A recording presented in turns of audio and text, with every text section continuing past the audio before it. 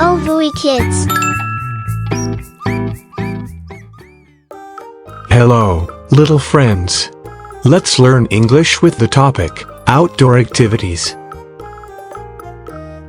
Chơi ở ngoài trời. Play outside. Play outside. Chạy. Run. Run. Đá bóng. Play soccer. Play soccer. Chơi bóng rổ. Play basketball. Play basketball. Chơi cầu lông. Play badminton. Play badminton.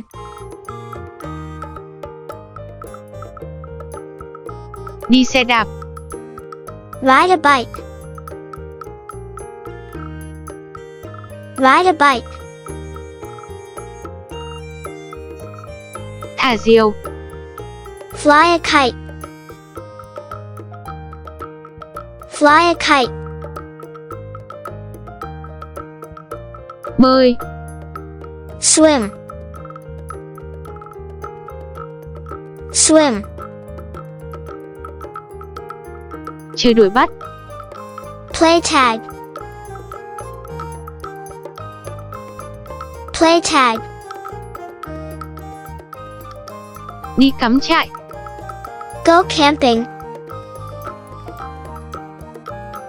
Go camping. Đi leo núi. Go hiking. Go hiking. Đi câu cá. Go fishing. Go fishing. Hái hoa. Pick flowers. Pick flowers. Chơi xích đu. Swing. Swing. Chơi bập bênh. Seesaw. Seesaw. Chơi trốn tìm. Play hide and seek.